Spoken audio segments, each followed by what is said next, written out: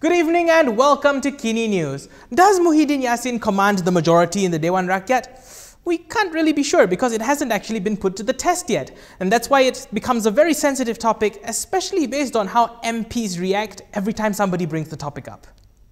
A past lawmaker today sparked a shouting match in Parliament after coming to the rescue of Muhyiddin Yassin to claim that the Prime Minister still commands the support of the majority in Dewan Rakyat. Saya nak betulkan sedikit apa yang disebut oleh Yang Berhormat Bangi tadi. Yang Berhormat Baguh masih mempunyai majoriti yang cukup untuk kita meneruskan kerajaan Perikatan Nasional ini. Kita buktikan. Kita telah buktikan. Yang Berhormat Sik, mohon mencela. Mohon mencela. Macam mana nak buktikan? Ketika mana? Macam mana nak bukti? Tanjung Malik minta bukti ya, bukti. Ketika kita meneruskan biar kita bukti hari ini. Tanjung Malik minta lawan. Saya tanya balik, mana bukti? Biar kita bukti hari ini. Boleh. Majoriti. Biar kita bukti hari ini. Tanjung Malik minta lawan. Bukti ya, bukti. Jangan buktikan. Sik belanja. Jadi betul kita take peraturan dewan. Kita undi. SIK MP Ahmad Tarmizi Sulaiman said this in response to DAP's Bangi MP Ong Kian Meng, who remarked that Muhyiddin had lost majority support. Opposition MPs then challenged Ahmad Tarmizi by asking for a vote to be held to determine the support for the Prime Minister. Memang Yang Berhormat Baguh tidak ada majoriti dalam Dewan ini. Mana buktinya?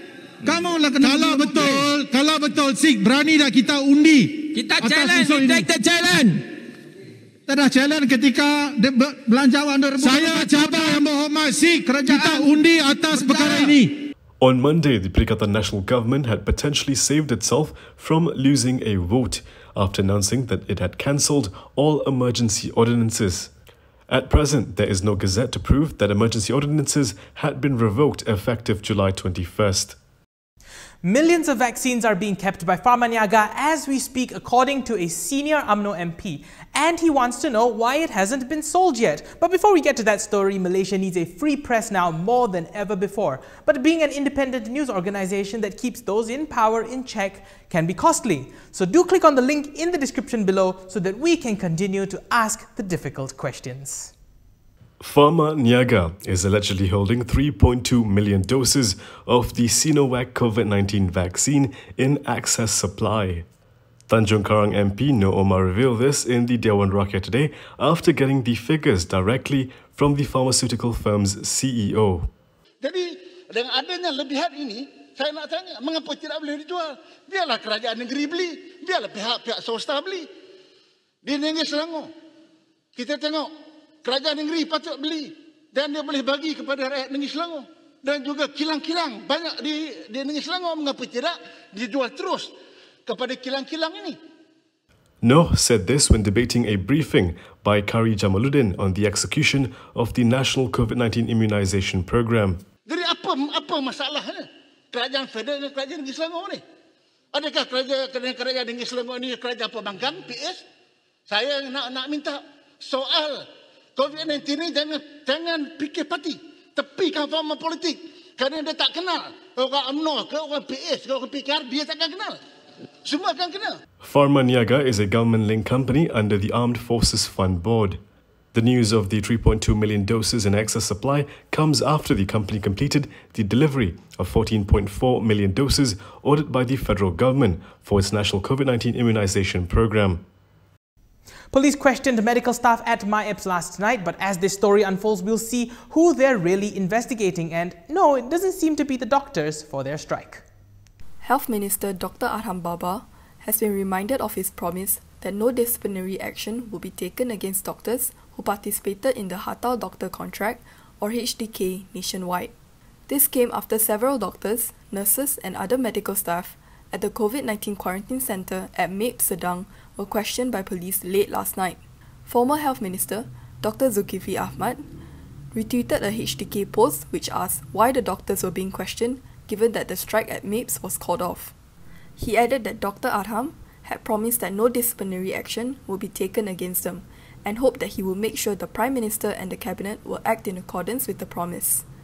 Lawyer Ashik Ali, who represents the group, informed Malaysia Kini that police were taking full statements about the whole event and interviewing staff individually. He said 12 doctors were questioned by police from 11:30 p.m. until 3:45 a.m. He added that it followed a police report from the MAPES leadership over the presence of unauthorized media at MAPES on Monday, and said that this was an act of intimidation against those who had voiced out their concerns.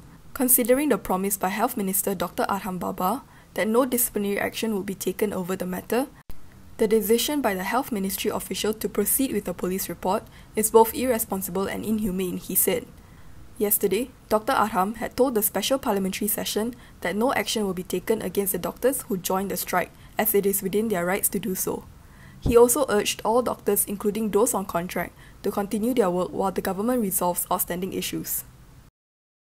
It was later learned that the cops were not investigating the medical personnel, but instead the media personnel who were there to cover the planned strike.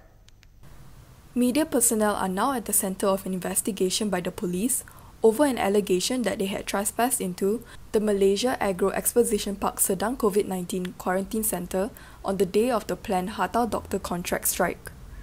The matter was confirmed by Sepang Deputy OCPD Noor Ehwan Muhammad. So far, the police have recorded the statements of 17 Health Ministry personnel, including doctors and nurses, over the matter allegedly involving 6 media personnel. According to Noor Ehwan, the investigation was initiated after a police report was lodged by the MAPES Quarantine Centre management team yesterday. The allegedly trespassed area is a hall that housed 496 COVID-19 positive female patients. He said, the hall has been gazetted as a quarantine and treatment centre, and outsiders cannot enter without permission. Unlike staff at other major hospitals, those planning to strike at MAPES chose not to continue with the strike following threats of arrest prior to the planned demonstration on Monday. Ehwan said investigations were being carried out under Section 448 of the Penal Code for trespassing and Rule 17(1) of the Prevention and Control of Infectious Disease, Measures Within Infection Local Areas, Regulation 2021. Good Morning G-Sure is the first plant-based and complete nutrition drink made in Malaysia. It is suitable for those who are lactose intolerant. Research made by local universities found that more than 90% of our Malaysian population are lactose intolerant. Lactose intolerance can cause bloated stomach and diarrhea. Good Morning G-Sure helps to improve the immune system, reduce the risk of illnesses, and helps to improve general well-being and strengthen our bodies. A happy family starts with a healthy family. I'm still active, healthy, and going strong at the age of 52. It has to be Good Morning G-Sure.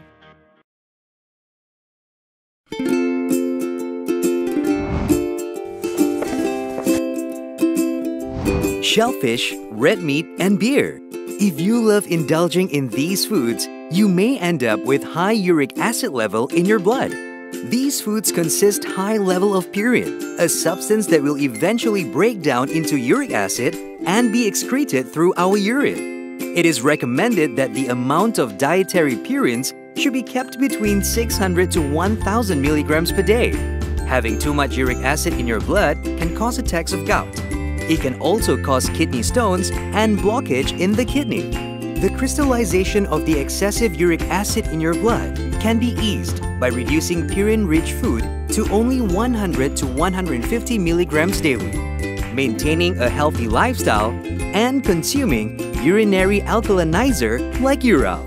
It consists of sodium bicarbonate, citric acid, and sodium citrate that increases the urinary pH and solubility of uric acid to prevent crystallization.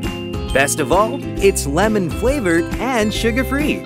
Ural, effective urinary alkalinizer. Neutralize your uric acid problem now.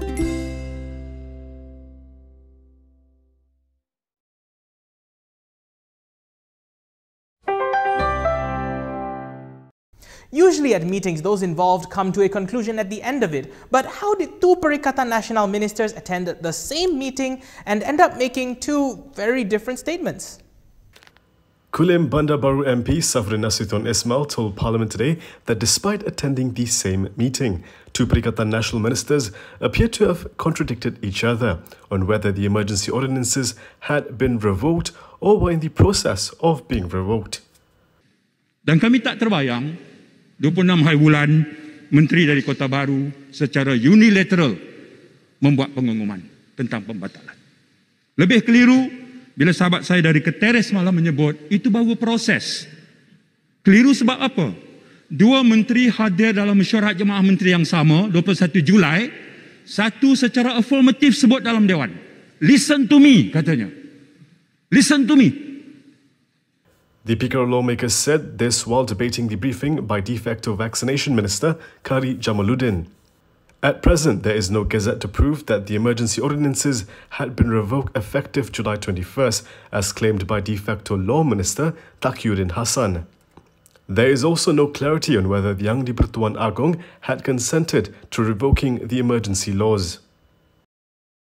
That's a wrap for Kini News this evening. For more stories, go to kinitv.com. You can also follow us on social media, on Instagram, Twitter, YouTube and Facebook to get the latest headlines as well. If you'd like to support the independent media, do consider a subscription to malaysiakini.com. When you're heading out, please don't forget your mask, and when you can, do try to stay home. I'm Daniel Anthony. Thank you for watching, and as always, more than ever before, stay safe, Malaysia. Good night.